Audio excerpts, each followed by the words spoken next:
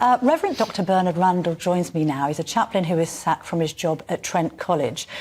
We have sort of talked about it, Reverend, but let's just go into the details of this, because you're now suing Trent College and indeed its headmaster.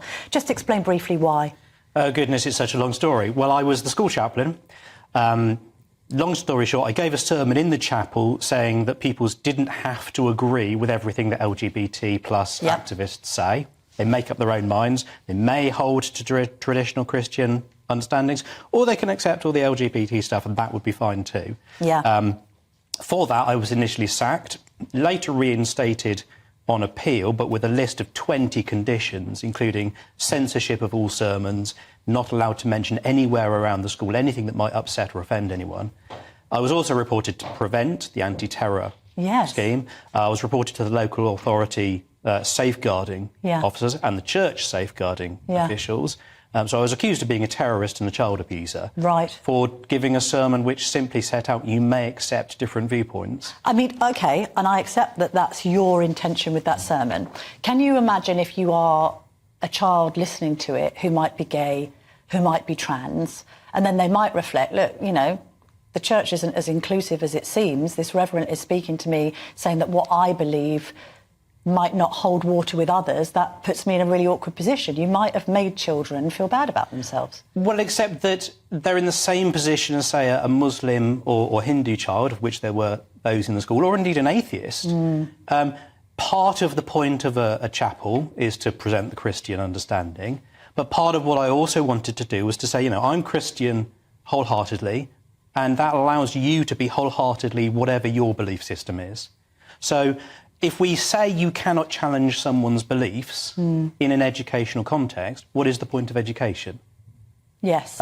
So, yes, of course, there's a certain sensitivity there, and I fully understand that.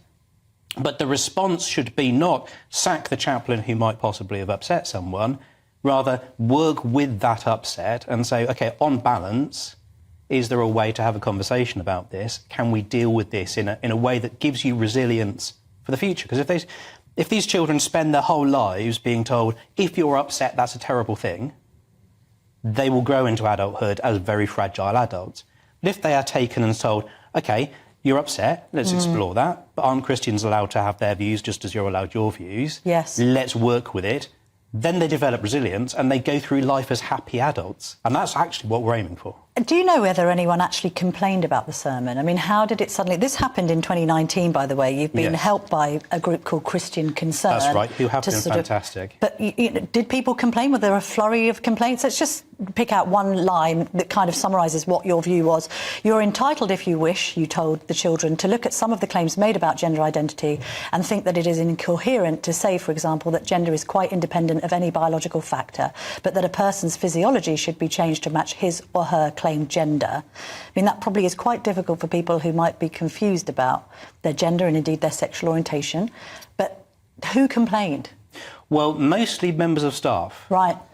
Who expressed concern on behalf of people who might have been upset, which is what we so often see with these email campaigns. I'm not upset, but someone else might be. Yeah. There was one pupil who said, and it's an anonymous email, I think it's a she, who said that she was upset and her beliefs were challenged.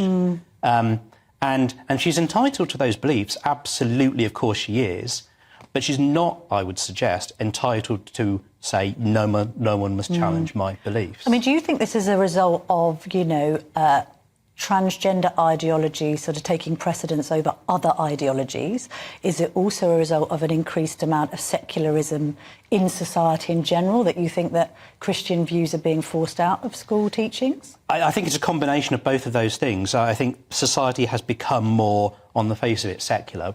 Traditional religion has declined, and in its place has rushed in all sorts of other ideas. And the trans and queer ideology, that's the bit that I have a problem with. I don't mind people being gay or lesbian, and they must make up their own minds about how to live Just to qualify on that, queer, you're using the word queer because that is now how some people who identify, it previously was used curiously as a slur for homosexuals. Which is a very odd thing. You're putting it in the new context of LGBTQ+. It's the TQ+, and queer theory, capital Q, capital T. Understood. Yes. Do you feel then that, I mean, the prevent referral is odd. Yes. I think it would strike anybody listening or watching this to be odd. Then this referral to DBS and for safeguarding could stop you from ever working with children again. I mean, that's right. Is your view that that's just over the top, it's vindictive, it doesn't really reflect the crime here? It feels absolutely vindictive, because, as I say, I was reinstated on appeal with all these conditions, and then I was made redundant during COVID. And I feel that was just an excuse to get rid of someone who was too religious. Be that as it may, I was employed by the school for 18 months after the sermon, and I was fine to work with children.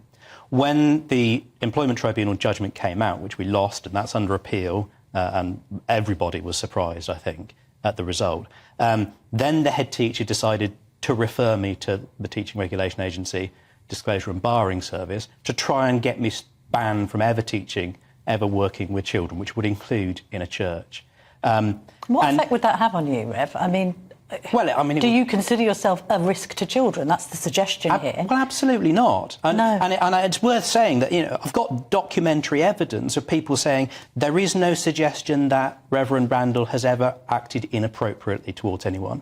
So that is admitted. It's all about the sermon. It's all about the beliefs. Looking back at the sermon now, and when you reread it, would you still deliver that sermon again? With the benefit of hindsight, would you have toned it down a bit? Do you stand by it 100%? Well, I stand by the ideas 100%. Would I rephrase a few bits? Possibly I would, but I'm not sure I would particularly tone it down. But there are a few phrases I might go, oh yeah, I could have said that a little bit better. That's always going to be the case. But the core ideas, children deserve to be encouraged to think. That is what education is supposed to be for.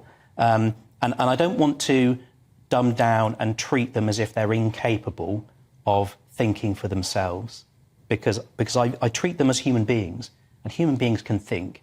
They're not babies, and they're not unable to... Although there could be an argument, was it too much of an adult sermon for a child audience? I don't think so. I mean, people can read it for themselves and make up their own mind. But I think that part of what educators should do is challenge and raise the bar and say, come up and meet me at this interesting place. And some children will be straight on it and others will take time. But my sermons were always at that sort of, I'm going to challenge you a bit sort of level. And I didn't have people complaining about that until this sermon. So I think it's the topic of the sermon, not the style, that's really the issue. Reverend Randall, thank you very much for sharing your story this morning. Thanks for having me.